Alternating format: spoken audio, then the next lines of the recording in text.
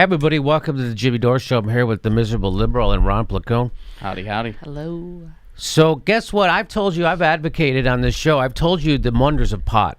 We told you how it helps people with Parkinson's. We showed you that video. Look for it. We showed you how it helps people with epilepsy, people who have all kinds of problems. It helps little babies. Oh, it's so heartbreaking to see a baby who has seizures, and pot fixes it. Jimmy, I think it needs to be researched a little more. But I'm with Chelsea Clinton. We still don't know. It's still super dangerous. It's still super dangerous. I mean, it's super dangerous. I mean, look at this is the end. Just one look at the annual deaths from marijuana. So tobacco, get you 400,000 every year die from tobacco. 400,000. Right? That's like 12 9/11s. No, 12. That's like 120 9/11s. That's how Rudy Giuliani measures everything in his life. Yeah. In terms of 9/11s. Alcohol kills 100,000 people every year. I would think it would be much higher than that because of car accidents and what have you. Yeah, it probably is. They're probably using like some kind of weird measure to determine that.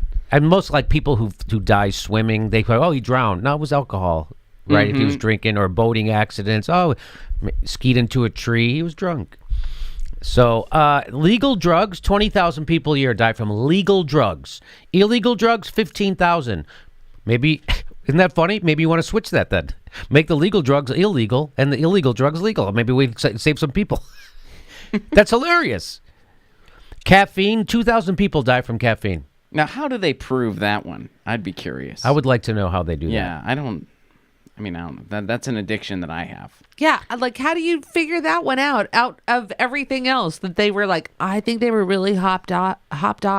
Death by forget it. Death by caffeine. Death by caffeine. He drank so much coffee, he pissed everybody off enough, and they killed him.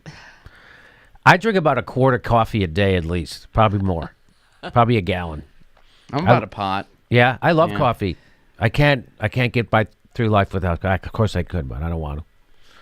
Marijuana. How many deaths from marijuana? Let's see. I can't see that number. Ron, what is that number? It is. It's 100 with the 1 and the 0 taken away. Oh, so it's like. It's 0. Yeah, it's 0.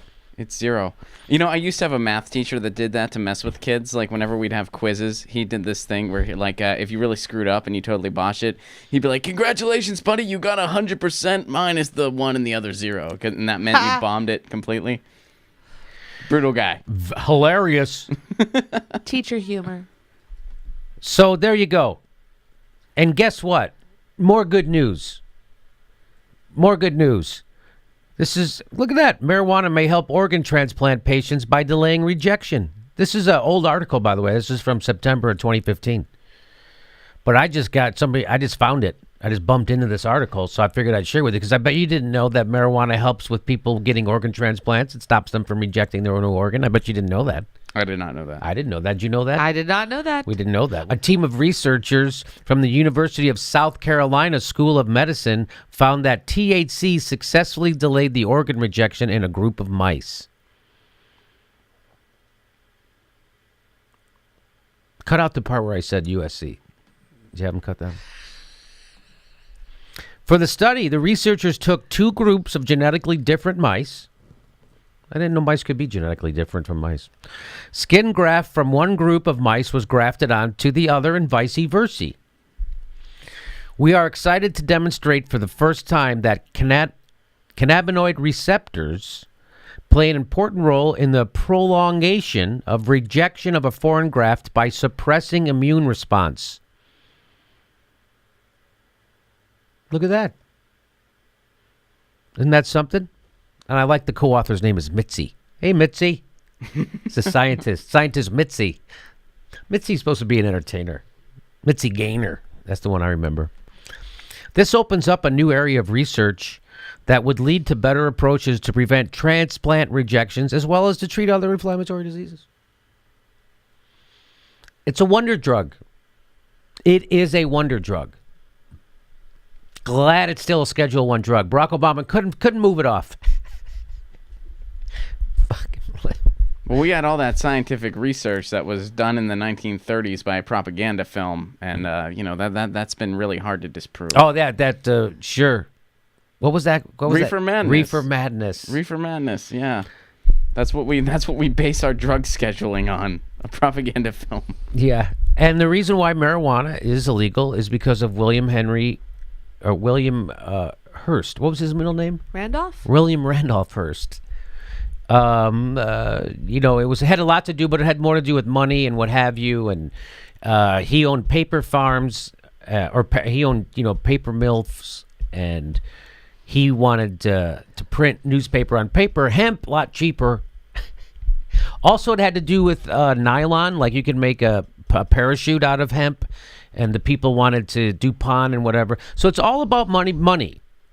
It's nothing to do with that marijuana is a bad drug and it's bad for you. It has to do with the oligarchs manipulating the press and the government, and now we have people in jail.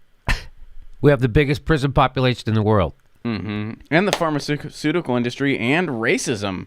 There's also those racist undertones back then because a lot of African-American musicians were using them in the jazz clubs, and it's like, oh, well, we can't have that. That's bad. We got to outlaw this. Well, he would literally, William Randolph Hearst would plant stories in his newspaper about hemp, but he wouldn't call it hemp. That's what they called it, because a lot of people grew hemp in the United States. They called it hemp. He decided to call it marijuana, which is what they called it in Mexico. And he would say a bunch of Mexicans came across the border and killed a family.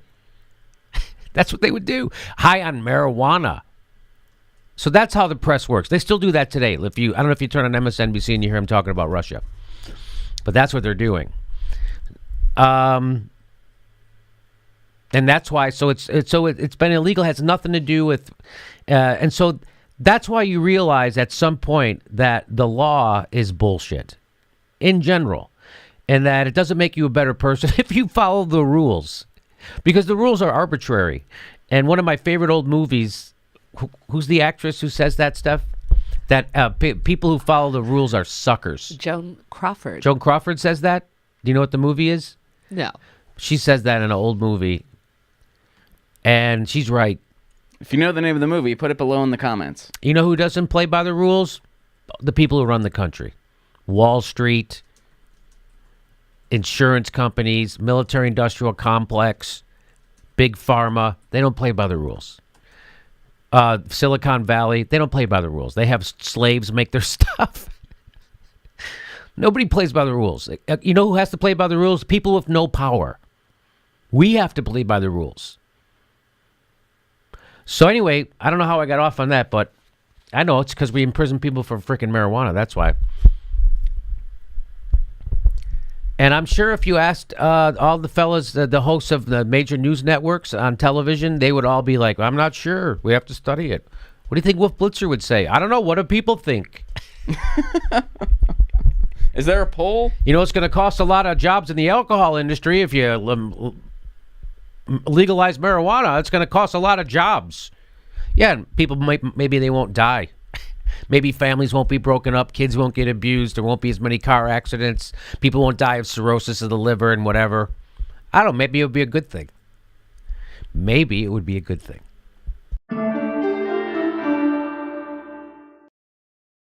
Hey, our next live Jimmy Dore Show is April 24th. April 24th, live in Burbank. We do 2 shows a month, live shows, so get your tickets right down there, jimmydorecomedy.com.